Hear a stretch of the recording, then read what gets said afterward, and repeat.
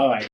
I'm not gonna do an intro because it's not like it's a series or anything. So it's just free form, freestyle podcast. I think obviously the key here is just you and I having a conversation as opposed to just trying to make content. Trying to make content is secondary, Yeah. and just have honest conversation about two founders that is way ahead and the other one that is just like coming up. I think there's a lot of value that is there. Yeah. So I think I'm going to go first and introduce myself, like also for you to have a good understanding of my story and where I'm coming from, right? So again, my name is Emmanuel and I am a software engineer. I've been doing this for almost 10 years now, almost a decade. I started as a scientist. I wanted to be a doctor when I was growing up, right?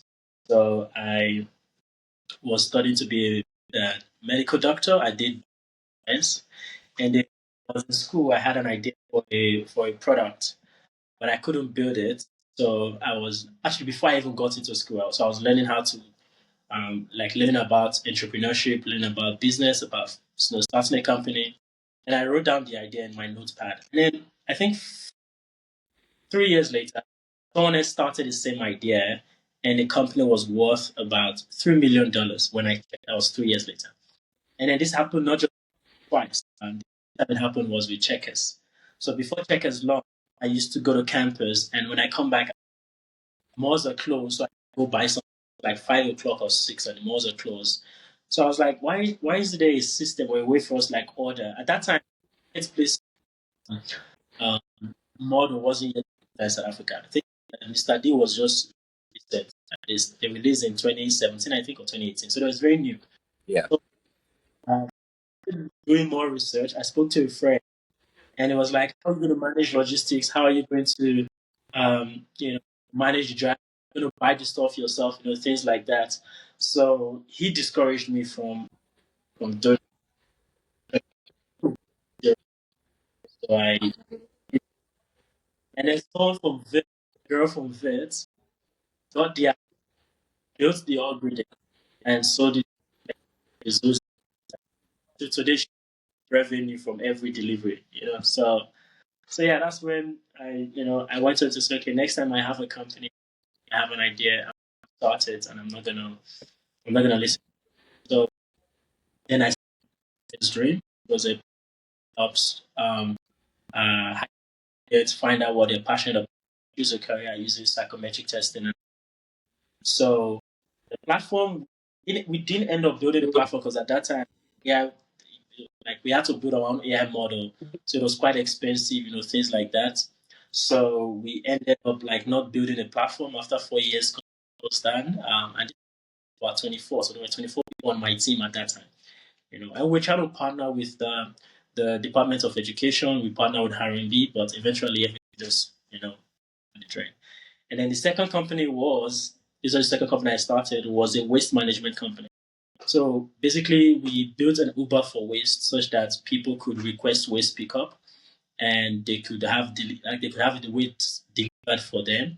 And also, we got a patent for a smart waste bin that we built. So it was an intelligent system that could automatically detect the level of waste, and then signal a driver or request a driver to come before the driver, like without anybody calling the driver or anything. So that one, we got a patent for it. And the good thing with this one was it was a bit successful because we raised funding, we got traction, we got customers, we piloted it, it was good. But then when we wanted to present it to the government and say, hey, this is what we want to institute in the community, in the state, they were like, oh no, this is too innovative. The adoption is not going to be possible. It's going to be hard. They shut us down. Yeah. And the company died. So that was my second company. At least that was taught me a lot. And then eventually, before I started Muse Studios, where I started like building products, building software products. Because I love starting companies, I love startups, I love building software. And during the phase of starting Muse Studios, that was when I also built Swift Books, which was our booking platform for hair and beauty salon. And that one is in the market now. And we're trying to grow that one. And we're also like trying to help clients with their product as well, the software product.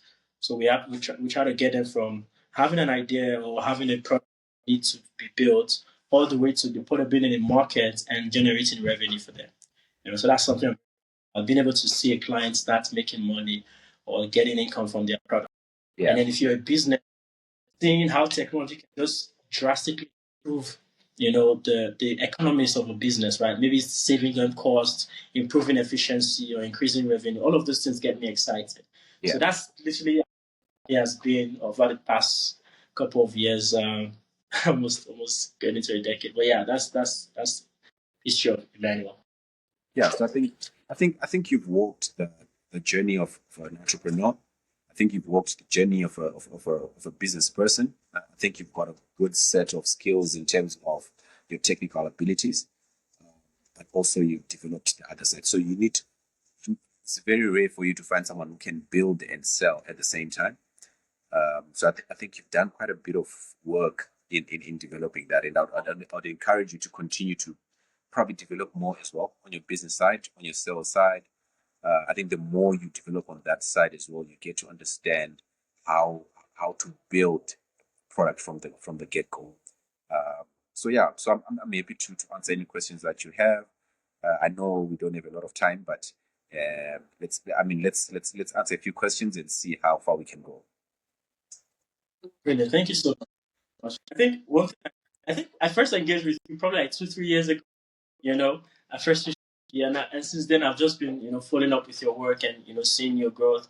And I think one of the things that really got me excited was I saw that you started Plus Software, probably less years ago, probably the same time as I did, right?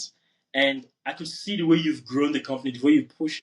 Of course, you've got like over a decade more experience than me in terms of like running business and making them successful. So I was not surprised that you were really able to just shoot that up. And I'm like, look at this. This is why you need someone that is ahead of you to bring you along. Because one thing I've realized in business is, and everybody talks about it, say, oh no, competition.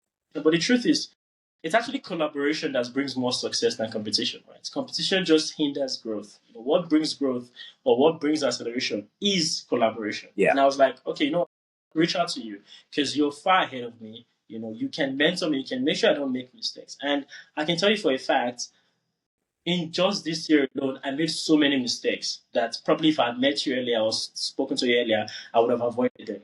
And for one was cash flow.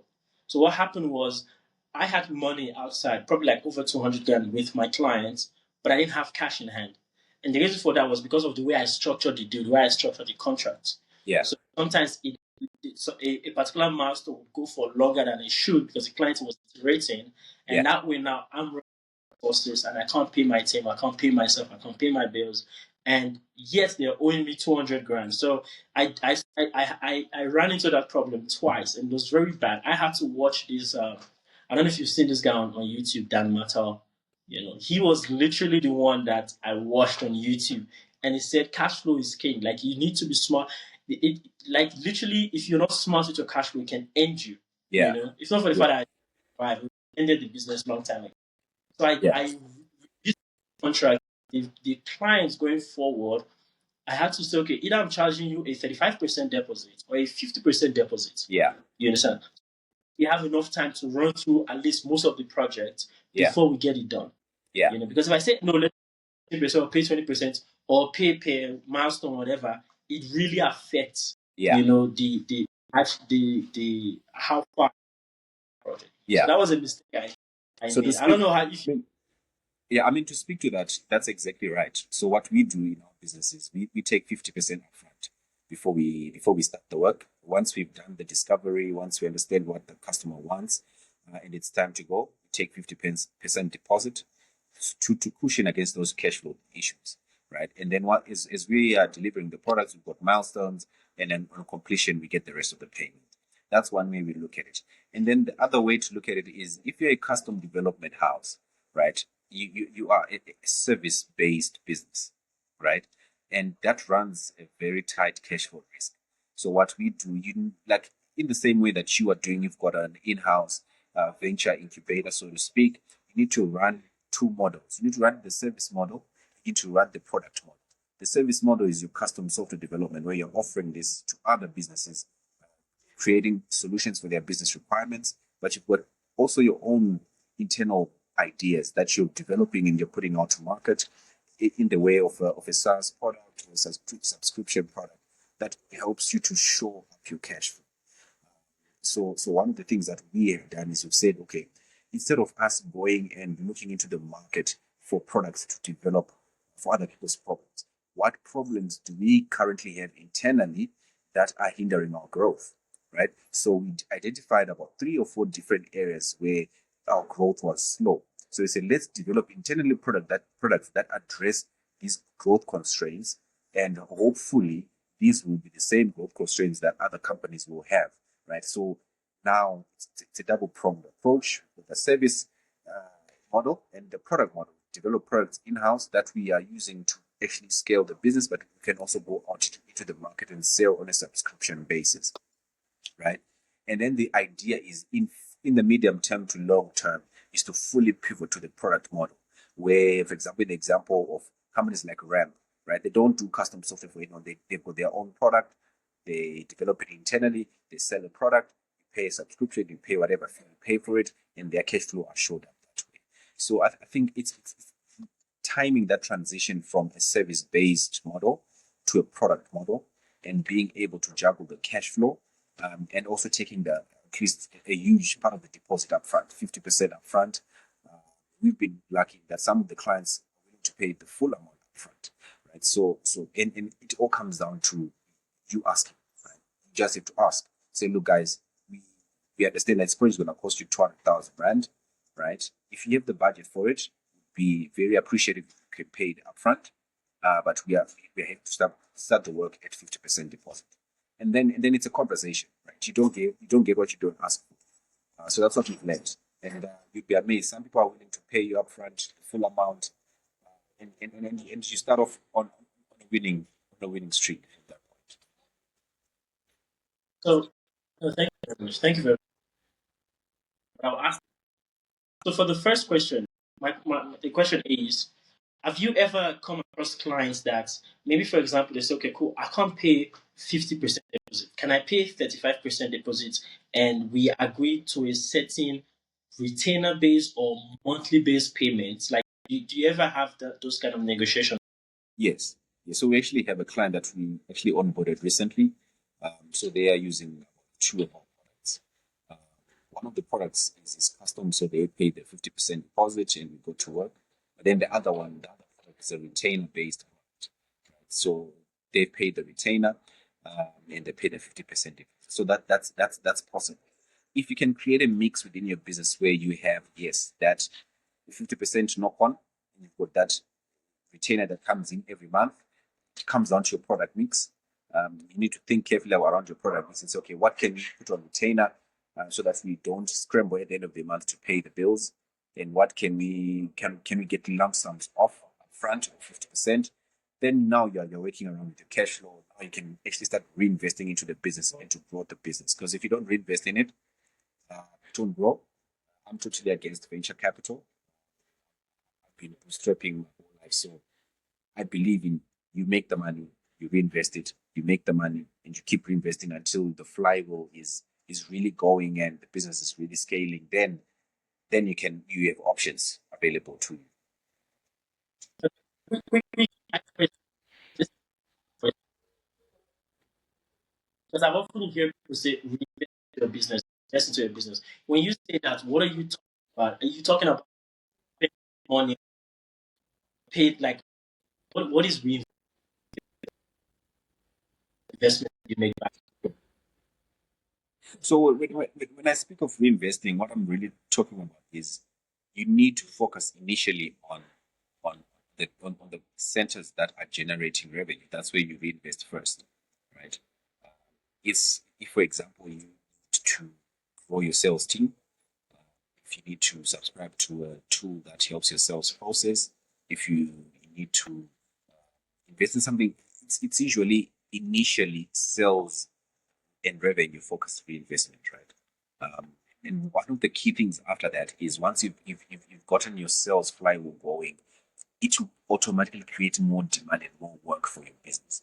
So the next step in your reinvestment model is your team, right? And the more you start investing in your team, you are then able to then scale the business. You really cannot build the business by yourself. by reinvesting in your team. So number one, how we reinvest in the team is in upskilling the current team, and number two, getting new people onto the team. Once you do that, you keep investing in those two areas, you scale the product, and then after that, the next process after reinvesting in sales, reinvesting in your people, reinvesting in your product is reinvesting in now corporatizing the business and putting in proper corporate governance structures in place, systems and processes. And what we do, what I like to do, I've got a very close contact of mine, a very close friend of mine who's an expert at this. He's a consultant. He comes in and he looks at the business and say, look, okay, it's a mess in here. Let's create the structure. Let's create the systems and the processes. Who's responsible for what are the roles and responsibilities? What are the silos? What are the departments? What are the process flows? Up to a point where we have now a process manual, a handbook that we give to every new hire that comes into the business and says, this is the process manual. Go through it, understand how your particular department works and the processes in there. Also have a familiarization with how the rest of the business works. So that when you come in, you know exactly how the machine works.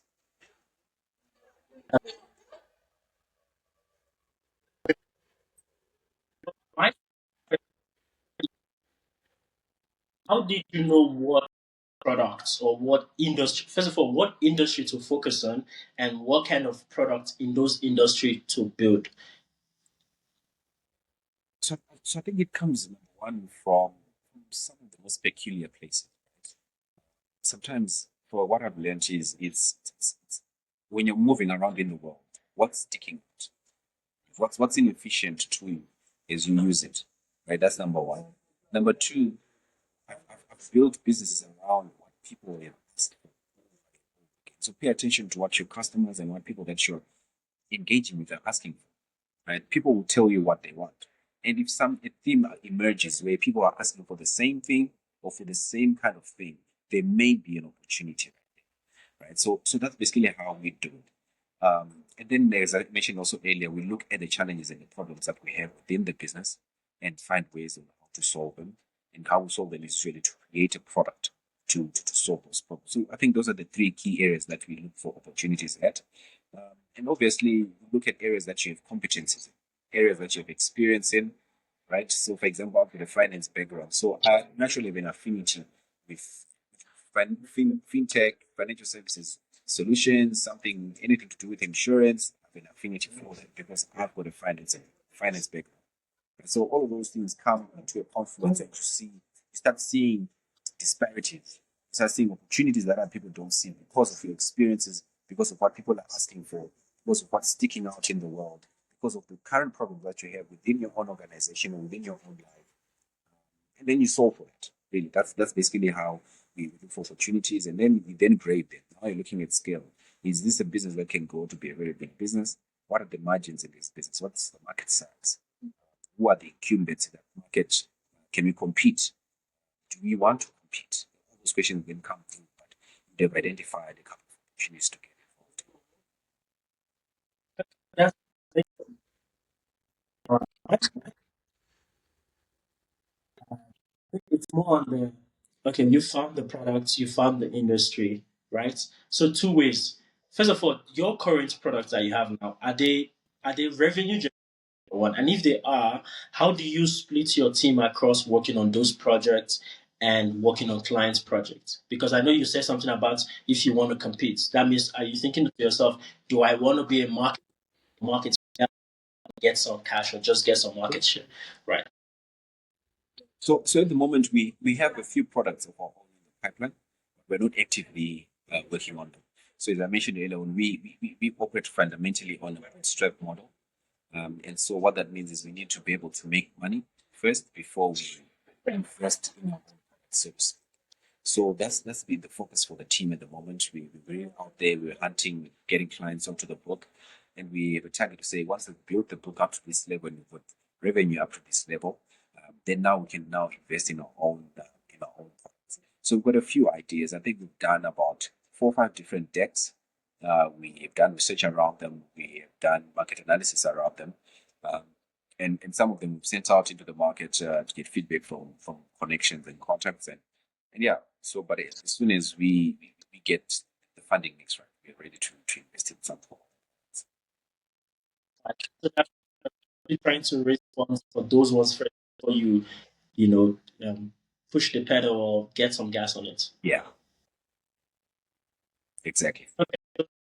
Did you get any validation or like test, maybe get early traction so that, because investors in Africa especially, they don't just give funding based on like an idea. Like if you say, okay, this is what I'm working on, they most of the time they are very hesitant to give you an idea. So they want to see either people have shown interest, people have bought or whatever before they can give you money. So how are you handling that? Because already startups itself that are focused, product focused startups are already like struggling. So Yeah. how are you doing? How are you competing with them? Yeah, so we've done a bit of market validation.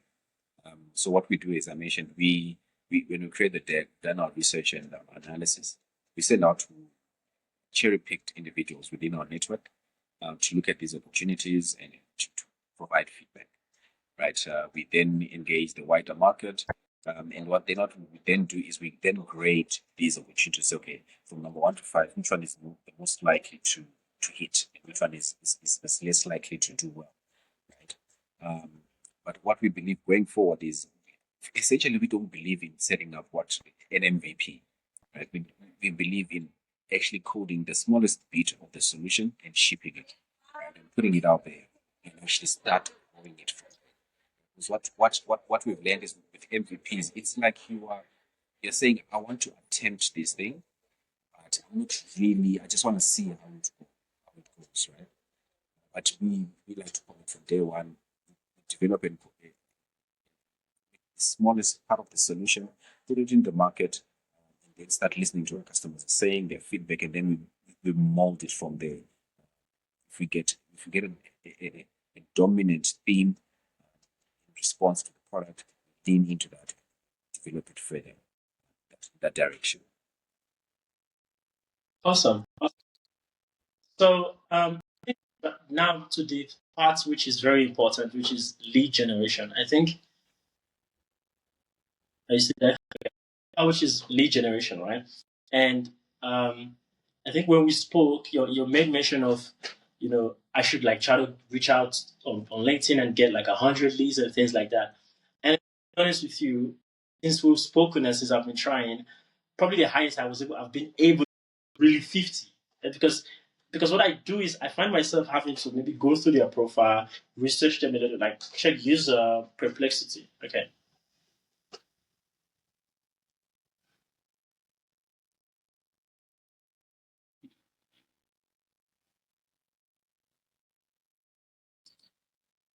Yeah. Okay. Awesome. Let's see.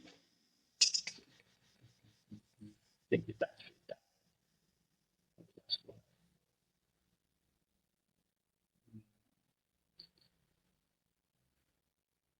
Okay. Well, this has been great nonetheless. I think I've learned quite a lot. This was supposed to be the final, most important part. Oh, thank God. Sorry, I was about your battery died, right? Was your battery? Yeah, figured. And I was saying to myself, this was about to be the last and most important part, and now it just it just. I'm gonna be quick so that we can at least get some nuggets really quickly. I'm sure we can put it back in nice. Sorry. You, Yeah, I can hear you. You can proceed. so I'm saying on the lead gen fan, I find out that okay, maybe it's my approach that is flawed also, because what happens is I first of all like search, like I copy the LinkedIn profile of the person, and then I go on maybe Perplexity, do a lot short research about them, gather what they've been doing for the last 6 to 12 months, and then from that I get my data and I say something really relevant.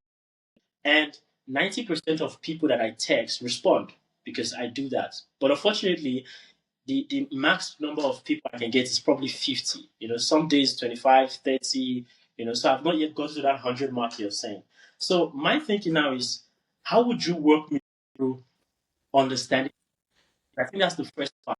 I can always only target my ICP for now. Of course, I know there are opportunities for me that might not be your ICP in conversation, you understand? You never know what will come.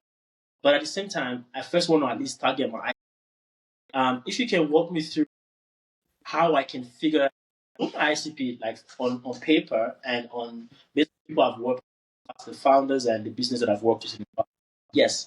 How do I search for those people on LinkedIn? One, what kind of actual message would you say to them? Because I name next to you and then something based on what I've researched, or just say how's it going, or I'm looking forward to collaboration. So those are the two. Either how's it going. People don't have to respond to how's it going a lot. Same with looking forward to collaboration. They don't usually respond. But the third message, which is one that is very nice, they always respond. Even the CEO of Time Bank literally responded. Because I customize and personalize. You know, so that's not. I need your help and advice. And how do I go from, okay, Manu, this is how you find your ICP. Who are the people you are targeting, and then this is how you message them, and this is how you now bring up the sales up or sales. Yeah. So it's not a complicated process, so to speak. So I think the initial point that you need to put out there is number one, you need to be at least visible on LinkedIn in some form of shape, in people's comments, in posts, in different things that you do on LinkedIn. People need to see you. People need to see that you're doing something. You don't need to be loud and you don't need to be in front of them every day. Right? That's number one. Number two, you need to actively grow your connections. So LinkedIn has a limit of connections every week that you're allowed to send to different people. So what I usually max out every week. I'm sending connections, and I've already reached my max. Right, so I've already reached 30,000 connections on LinkedIn. And then what you do is when you connect with these people, um, once they accept your connection, the first thing that you do is send them a very brief message. I usually send a two-liner message. Thank you very much for your connection. So and so. Looking forward to working with you in the near future. Right? And usually people just click one of those automatic message replies, say likewise or something. What that does psychologically is that it creates a warm lead that just didn't connect and just go quiet. And then when you then try to DM them, it seems awkward because you didn't engage when you connected, right? So that creates a warm lead. Right? And then what I then do as well is with LinkedIn, they tell you every day when someone has a birthday, they tell you it's so and so's birthday. I send a happy birthday. As often as I can, I send a happy birthday to people that I've never met, to people that don't know me. On their birthday, LinkedIn will tell you so and so 20 of your connections have a birthday today. I send happy birthday, happy birthday, happy birthday to every and each one of them. Right? And so that then also further reinforces that warm lead. And then goes back to then now you are running a software business. You know the target market that you want. You're trying to figure out your customer avatar. Right? You look at your product offering, what you're trying to bring into the product, into the market, and you try and see who would be most likely to buy this product. Right? What's the price point? What are they working on? If they're in finance, what role are they in? Right? Are they a decision maker or are they close to the decision maker? Sometimes I just send messages to people that are not even within that circle of influence, but because I just want my company name to pop in their head and be top of mind. So that when they interact with me later, 2 years down the line, they'll be like, I know this company, man. You once DM'd me. I know you. I know this company. You once DM'd me, and it's not just strange or awkward conversation. And so you've created a warm lead, crafted your customer avatar, and like you're saying, now you are now crafting your message. The thing with messages, it's all about A/B testing. You understand that you are a developer. Right? It's all about A/B testing. Right? You put out a message, test it on 20 of your qualified leads. You don't get as much response as you analyze it, change the wording, you plug it into ChatGPT, into Claude, you improve it, you send it out, you see the rate of returns, and you keep iterating, right? It's all about iteration until you get to a message where it's now delivering the results that you want. Right? And then when it starts doing that, you need to have a plan to say, okay, all of those that respond, not all of them are going to buy. Maybe a percentage of them are going to actually then go on and buy. But what happens to the ones that don't? You've got an Excel sheet, you've got whatever tool you use, and you're keeping track of these people, and they are now within your pipeline. Right? You can always come back and and retarget them, and always come back and resell whatever you want to sell them in the near future, right? But you have a process. Right? And once you have that now, you put in responses. You now have an Excel sheet of those that have bought, those that have showed interest. What I then do after that is constant communication. Okay, this is what we're doing. The new product coming in, highlights, etc., etc. We're now communicating with these people. Then what then happens after that is the ones that actually buy your service, they are very quick. They are very quick. Like I was mentioning to you earlier today, we just onboarded a client, um, and it was literally 4 messages. We sent it that our intro message. They responded immediately, say, "Hi, I'm interested," right? But because we've crafted our message to a point where it hits you directly where you want, right? And then you respond quick. One of the key things that you need to show within your message that you initially send to your clients is proof of work, right? So when you're dealing with people, you need to send them proof of work. So you've got a portfolio of companies that you've done work for, right? Hopefully it's on your website. You've done blog posts on it, or wherever you store it. Create an archive, create a link where people can actually click in your initial message and go and look at what you've done. If you say you've built this product before, where can we see about it? Where's the link? Where is the website to this product that you've created? Right? That creates credibility. That shows you're in the market, you're working, you're not just trying to do this thing, you're actually doing actual work. And then once you've got that head down, you're starting getting responses. You start signing on clients. One of the key things that people then forget is you need to then scale that engagement. From the direct DM, what are you going to do? They're going to ask for referrals from the same clients that have closed, those that have said, "Well, not now, but in the future," right? Do you know anyone else who would be interested? I'll appreciate it if you introduce me to them and we offer them the same service. After that, after you get referrals, what we do is we've got a list of about 22 different ways that we are doing our growth hacking, right? It's called growth hacking for a reason. It's not nice, it's messy. You're gonna try different things, some are gonna work, some are not. So we've got 22 things that we've got on the list: paid ads, affiliate marketing, TV, radio, billboards, all of those things are on that list. And we're ticking them off as we go along. Right? So you need to then scale because you're not going to be doing direct DM the rest of the lifetime of the business. You're going to have to graduate to something else. Then you have to graduate to something else. But the beauty of your direct DM or your direct email or your cold call is that it's bootstrapping, right? It gets you going. It bootstraps on zero cost. All you need to do is apply yourself.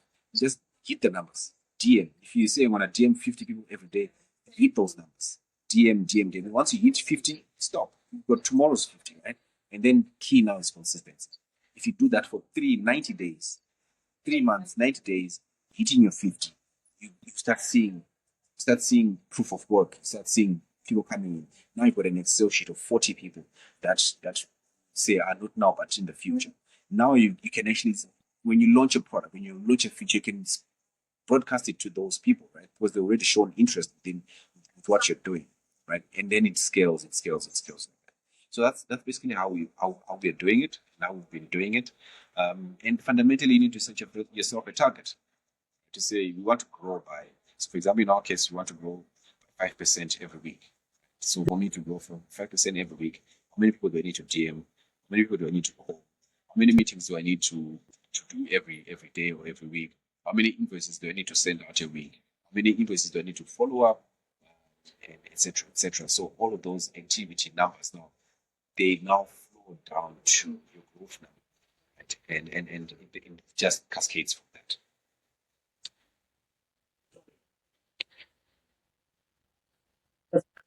But yeah, I think quite a lot. I'll just have to digest it. I'll go through the podcast or the thing and just watch it.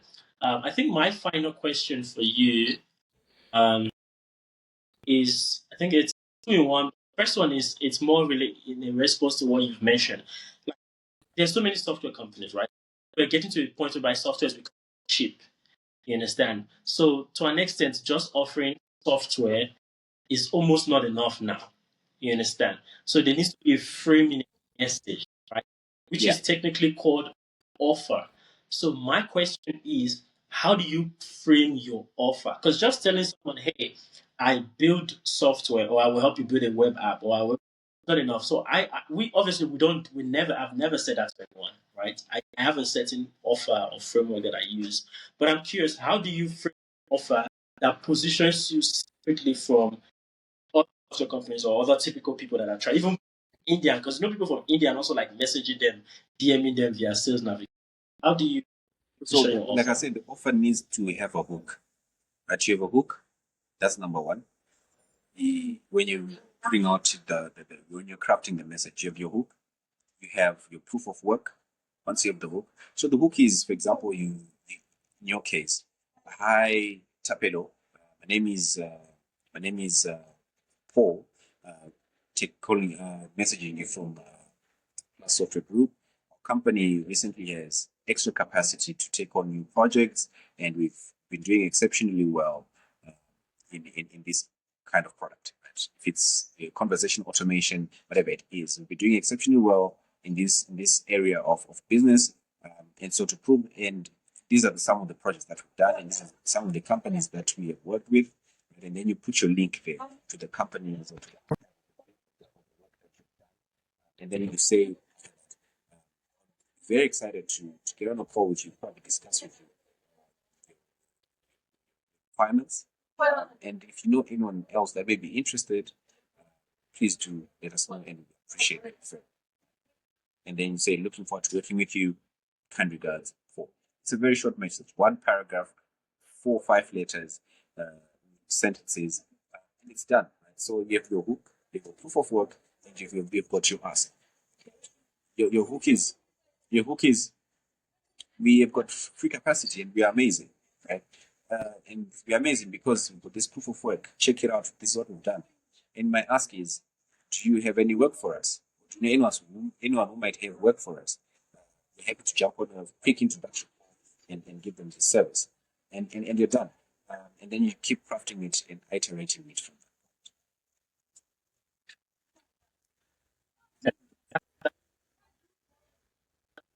Um, so this is my what for growth for like um, in your mind, where do you see plus of on? And yeah, that's what is your growth plan like? Where do you want to there. go with So, plus? so as I mentioned, our goal is to grow at 5% every week. And we're planning to do that bootstrapped. And so we are really putting our boots down in terms of revenue generation, sales, and marketing. Our next phase really now is to really build out the team and offering. We're really moving stronger into the cloud computing space. We recently partnered with Cloud on Demand. We see an amazing opportunity there. Um, it's reported that the South African cloud market is going to grow to about 113 billion rand by 2028. So we see a lot of opportunity there. So that's where we're going. Yeah. And our target is in the next 2 to 4 years to list the business on the Johannesburg Stock Exchange. They've got an alternative exchange for the small to medium businesses. We've already engaged with the stakeholders there. We're engaged with a designated advisor. So we are actually now mapping our roadmap to say, if for us to be able to do that, what kind of revenue do we need to be generating? Number one, to do that, what kind of stakeholders do we need to engage to do that, and what do we need step by step, so that now we know to every month these are the activities that we need to do for us to hit that goal of an IPO in 4 years' time. And so that's basically where we're going. And at that point, they've taken full advantage of the cloud boom, taken advantage of, probably would have pivoted from a service-based model to a product-based model where we're now developing our own solutions in-house to then sell on a subscription basis to other businesses. And we've got a strong focus as well on mergers and acquisitions. So we want to be able to get to a point where we start buying other software businesses.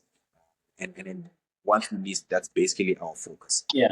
We're no longer just developing software now. We're now an acquisition business. So we're now buying software business within South Africa, but then as well also on the continent. So that's basically where we see the business going. And we're confident we can get it done. That is brilliant. And thank you so much. I think before you go, one bonus point. I think for me, this is more of a motive for me to go forward. You give me numbers, but for a company or stage where I'm at, or if I'm trying to build my company to what scale, what revenue goal should I? Yeah. So let's say, for example, you can tell me by the year 2019, year 2020, this is the revenue I want you to have. I'd set a What? target for you for 10 million. Give yourself a 10 million target. 10 million rand is not a lot of money. You'd be surprised. 10 million rand is not a lot of money. There, you can be one contract. That's the amazing thing. If you get one contract with Standard Bank, you're done. You're set.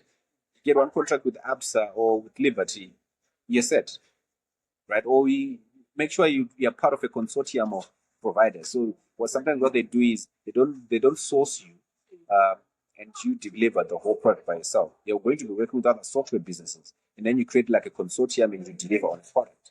So that's why creating collaborations is important, because you might be talking to Plus today, but in 2-3 years, we're now working together on a project for Standard Bank. But because we have that relationship, right? So it's important. Yeah, it's important to reach out to other Yeah. software businesses and say, look, we are open to collaboration.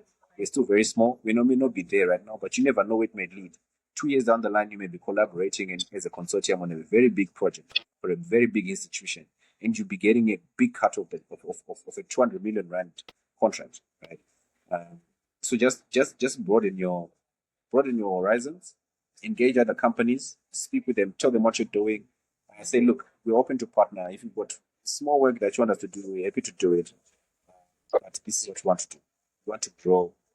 We are capable, and we can get this done. But Okay. That 10 million is a good. I think, to be honest, I think 10 million is a good number. My number, if I'm being honest with you, so my number this year was to hit 2 million. And next year, probably around maybe 3 or 5. My plan, like five was going to be good, you know. So obviously, I didn't hit my target this year, but I yeah, got close to an extent, you know. So there's still a to grow. Like like I said, I'm the unfortunate part. I don't have anyone to talk to about it, and I'm happy that at least I've got you. I'm in contact with you. So anytime I just run into stuff, I can just talk to you about it. Because if I had known, I would not have yeah, so many challenges that I ran into in the past, and even like the cash problem, finance problem, contract negotiation, even legal. I think I'm sure you probably have like a legal team or a partnership with a legal, because sometimes relationships don't go the way you expect, and you need backing from legal. So I think that's also like invest a lot of effort. But yeah, thank you so much for your time. Thank you for jumping on this call. That's been a call.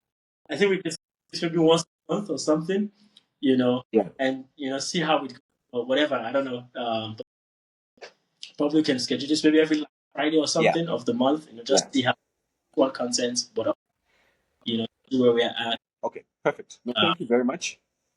but yeah, I appreciate the time. It has been a pleasure. Yeah, Very excited. I think there's so yeah, much to look forward to. definitely, There's definitely. there's so I much mean, to look. let's work. Appreciate it, and thank you very much. I think we'll catch you on the next one. Yeah, we will. We will. We All will. right. All right. Cheers. Enjoy the rest You of your too. weekend. Have a good one.